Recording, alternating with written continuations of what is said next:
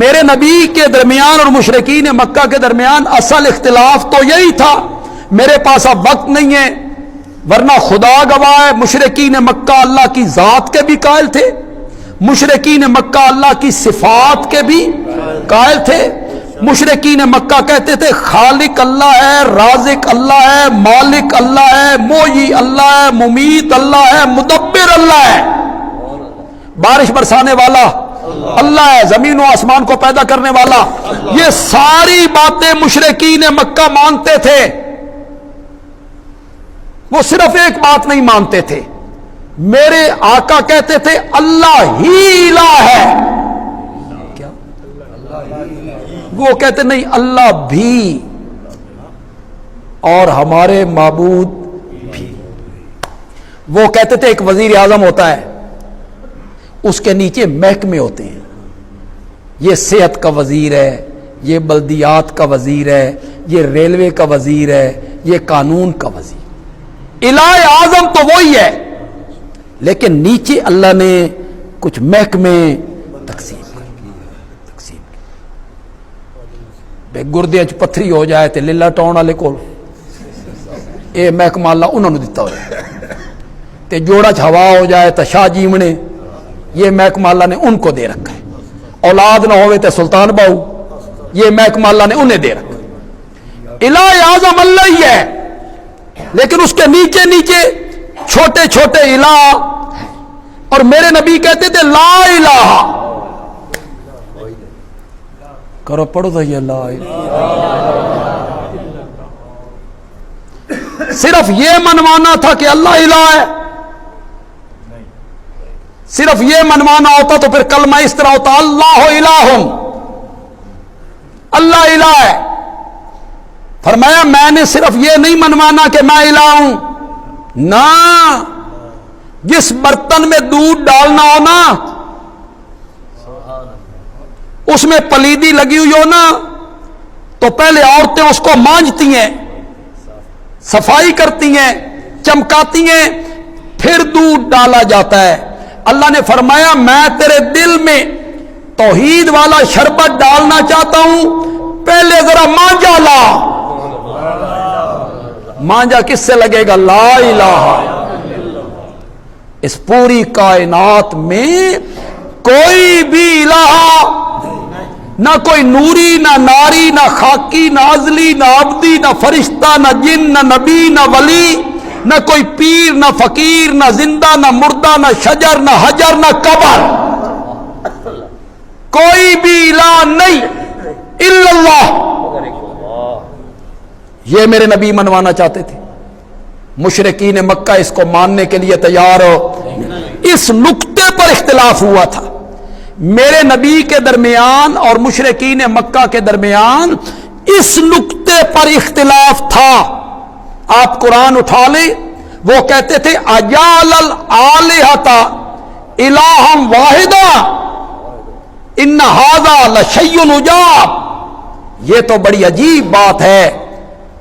اس مدعی نبوت نے بہت سارے الہوں کا ایک الہ بنا دیا. اجعل الآلہۃ الہا واحدا، یہ کہتا ہے ساری کائنات کا الہ ایک ہے، ساری کائنات کا مشکل کشا ایک ہے.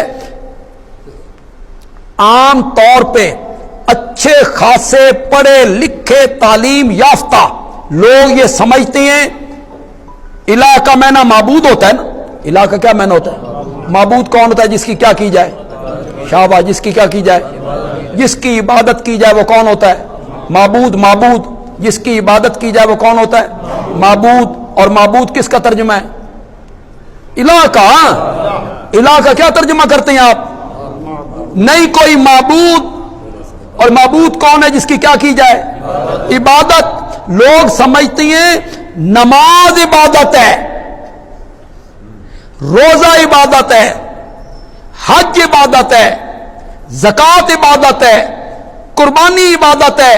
وہ کہتے ہیں ہم کوئی نبیوں ولیوں کی زکوٰۃ دیتی ہیں، ہم کوئی ان کے روزے رکھتی ہیں، ہم کوئی ان کی نماز پڑھتی ہیں، ہم کیسے مشرک ہو گئے؟ یہ غلط فہمی ہے، لوگوں کی غلط فہمی. قرآن پڑھیے گا قرآن آپ کو بتائے گا، میرے نبی کے ارشادات پڑھیے گا، میرے نبی کے ارشادات آپ کو بتائیں گے۔ غائبانہ حاجات میں، مشکلات میں، دکھوں میں، تکلیفوں میں اس نظریے سے کسی کو پکارنا کہ میں اس کو نہیں دیکھ رہا اور وہ مجھے دیکھ رہا ہے، اور بغیر کسی وسائل اسباب کے وہ میری پکار کو سنتا ہے، یہ پکارنا عبادت ہے۔ یہ پکارنا کیا ہے؟ میں کہہ رہا ہوں، میری مجال، میں کون ہوتا ہوں شریعت میں کوئی حکم لگانے والا؟ یہ آمنہ کا لال کہہ رہا ہے۔ میرے آقا نے فرمایا الدعاء هو العبادہ، پکار کیا ہے؟ پکار عبادت ہے۔ جس کو پکارا جائے وہ معبود ہوتا ہے، جس کو پکارا جائے وہ الہ ہوتا ہے۔ جو اب بھی سمجھ نہیں آیا لوگوں کو تو میں قرآن سے ایک حوالہ پیش کر دیتا ہوں۔ میں وہ سارا واقعہ نہیں بیان کرنا چاہتا کہ میں لمبی چوڑی گفتگو نہیں کرنا چاہتا۔ حضرت یونس مچھلی کے پیٹ میں ہیں، حضرت یونس علیہ السلام مچھلی کے پیٹ میں ہیں، 3 اندھیروں میں ہیں۔ قرآن کہتا ہے 3 اندھیروں میں میرے نبی نے پکارا، 3 اندھیروں میں میرے نبی نے پکارا۔ کیا کہا؟ مولا مچھلی کے پیٹ میں سے میری پکارے تیرے سوا سننے والا کوئی نہیں، مولا اس پھاٹک کو کھولنے والا کوئی نہیں، اس مشکل کو حل کرنے والا کوئی نہیں، اس مصیبت کو ہٹانے والا کوئی نہیں، مولا میرے دکھ کو دور کرنے والا کوئی۔ بات حضرت یونس نے کی رب سے، یہ باتیں جو میں نے بیان کی ہیں ان میں سے کوئی بات کی انہوں نے؟ مولا تیرے سوا پکار سننے والا کوئی نہیں، تیرے سوا مدد کرنے والا کوئی نہیں، تیرے سوا حاجت پوری کرنے والا کوئی نہیں، تیرے سوا میرے دکھ کو دور کرنے والا کوئی نہیں۔ کوئی بات بھی حضرت یونس نے نہیں کی، نہیں کی، نہیں کی۔ ساریاں گلاں دیاں اکو گل کیتی، لا الہ الا۔ حالے بھی لوگوں کو سمجھ نہیں آئی بے الہ کا کیا معنی ہوتا ہے۔